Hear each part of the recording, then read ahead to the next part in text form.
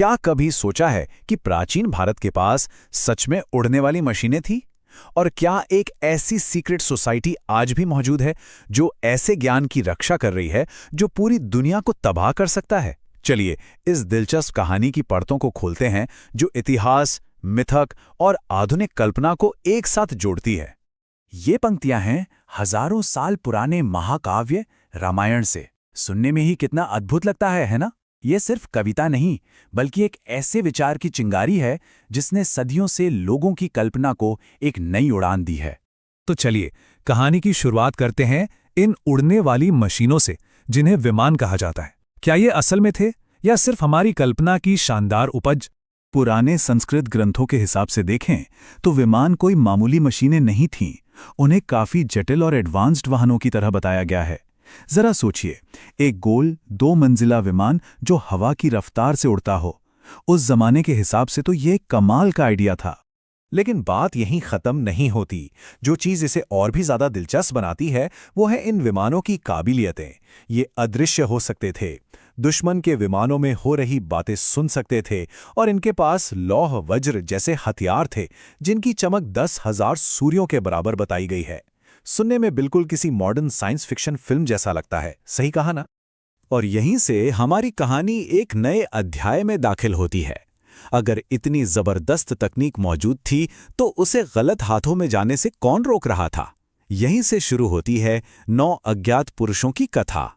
ये एक बहुत ही जरूरी सवाल है, क्योंकि ताकत के साथ हमेशा एक जिम्मेदारी भी आती है। और कहानी के मुताबिक इसी जिम्मेदारी को निभाने के लिए एक गुप्त समाज, एक सीक्रेट सोसाइटी बनाई गई थी। 9 ये सिर्फ एक नंबर नहीं है, बल्कि इस पूरी किंवदंती का, इस पूरी लेजेंड का केंद्र है।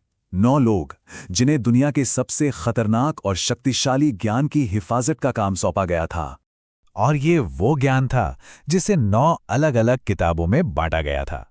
सोचिए, इसमें साइकोलॉजिकल वॉरफेयर से लेकर एंटी ग्रेविटी और एलियन से कम्युनिकेशन तक सब कुछ था। ये सिर्फ हथियार नहीं थे, बल्कि ज्ञान के वो भंडार थे जिनमें पूरी इंसानियत को बनाने या फिर मिटा देने की ताकत थी। लेकिन सवाल यह है कि इस गुप्त समाज को बनाया किसने? ये कहानी हमें ले जाती है भारत के सबसे महान सम्राटों में से एक, सम्राट अशोक के पास। अशोक का इतिहास तो हम सब जानते हैं। वो एक बहुत ही ताकतवर योद्धा थे जो अपने साम्राज्य को फैला रहे थे। लेकिन फिर हुआ कलिंग का युद्ध, एक ऐसा विनाशकारी युद्ध जिसमें 1 लाख से ज्यादा लोग मारे गए। और इस युद्ध ने अशोक को अंदर तक बदल दिया। उन्होंने हिंसा का रास्ता हमेशा के लिए छोड़ दिया और बौद्ध धर्म अपना लिया। और यहीं पे इतिहास और ये किंवदंती आपस में जुड़ जाते हैं।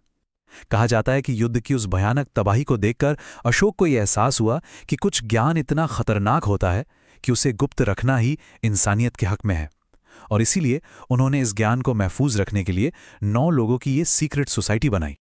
ये एक जबरदस्त कहानी है, एक सम्राट जो शांति के लिए एक गुप्त समाज बनाता है।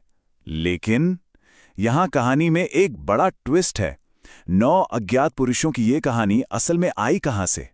आइए पता लगाते हैं, क्योंकि यहां से मामला थोड़ा पेचीदा हो जाता है।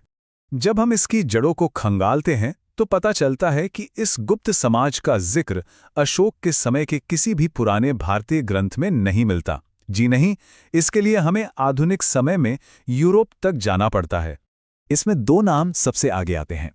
एक थे 19वीं सदी के फ्रांसीसी लेखक लुई जैकोलिएट, जो भारत के गुप्त ज्ञान के बारे में लिखते थे और अक्सर सच और कल्पना को मिला देते थे। और दूसरे और शायद सबसे जरूरी थे ब्रिटिश लेखक टैलबोट मंडी। ये टैलबोट मंडी का 1923 में आया एक जासूसी उपन्यास था, द 9 अननोन। इसी किताब ने एक धुंधले से आइडिया को एक ऐसी ग्लोबल लेजेंड में बदल दिया जिसे आज पूरी दुनिया जानती है। इसने लाखों लोगों की कल्पना को अपनी गिरफ्त में ले लिया था। तो अब जब सारे टुकड़े हमारे सामने हैं, चलिए इन्हें एक साथ जोड़ते हैं और देखते हैं कि इस कहानी में कितना सच है और कितनी कल्पना।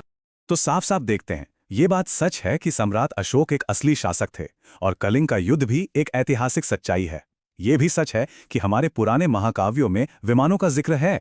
लेकिन 9 अज्ञात पुरुषों की सोसाइटी और उनकी 9 सीक्रेट किताबों का जो आइडिया है, उसका कोई भी पुराना ऐतिहासिक सबूत नहीं मिलता। ये आइडिया असल में आधुनिक लेखकों की कलम से निकला है। तो आखिर में 9 अज्ञात पुरुषों की कहानी एक बहुत ही शक्तिशाली मिक्सचर है। इसमें प्राचीन भारत का रहस्य है, एक असली सम्राट के दिल बदलने की ऐतिहासिक घटना है और साथ ही आधुनिक कहानीकारों की जबरदस्त कल्पना भी है। और ये हमें एक आखिरी सवाल पर लाकर छोड़ देती है, चाहे ये कहानी सच हो या झूठ, ये इतनी पॉपुलर क्यों है? शायद इसलिए क्योंकि ये कहीं ना कहीं हमारी एक गहरी उम्मीद से जुड़ती है कि कहीं कोई है जो ज्ञान की सही तरीके से हिफाजत कर रहा है और इंसानियत को खुद से ही बचा रहा है। ये एक ऐसा सवाल है जो आज भी उतना ही मायने रखता है जितना शायद अशोक के समय में रखता हो। ऐसे ही इतिहास के अनसुने रहस्य जानने के लिए अभी सब्सक्राइब करें।